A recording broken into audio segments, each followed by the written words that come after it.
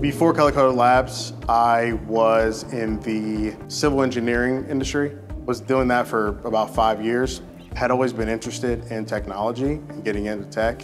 And then I actually had a friend who was actually the teaching assistant for Color Coded Labs, gave me some information, let me know that I should apply to try to get into the cohort, the first cohort.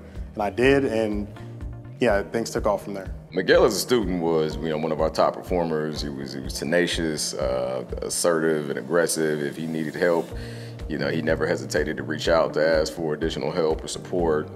He was kind of a leader in the group. Ideally, he was looking to become either a developer, software developer, or a data engineer.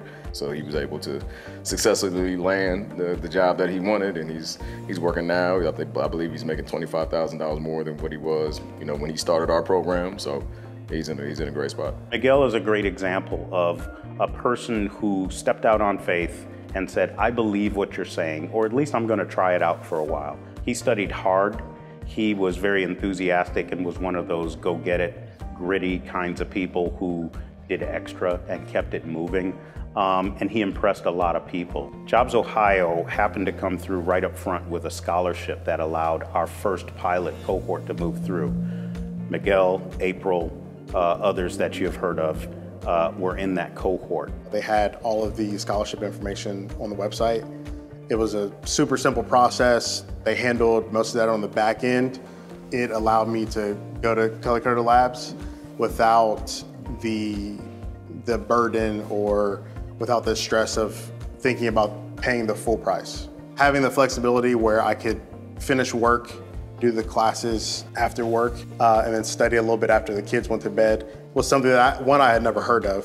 And it just helped me kind of prioritize things still, and nothing kind of fell short. That helped immensely. He got an immediate job offer before the cohort ended, and the first job offer was outbid. And so these are the kinds of examples that we find a lot of members of our community have never had before. I'm offering you companies in our region to fight over you.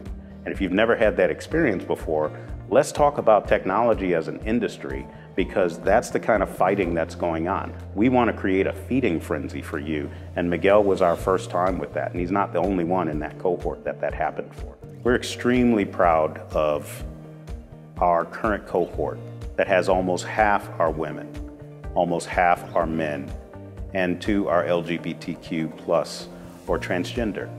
And at the end of the day, if you walk in a room and you feel like you're the only one in a very intense training situation, you're not going to make it through the program. Not because you don't have the capacity or the intelligence or the ability, but because you don't have the representation. It is so important. Representation is important in the companies that we're placing people with, and it's important in the training programs. We're extremely proud to have the teaching assistants, the mentors, the lead instructors, the executives, the owners, all be representative of diverse communities.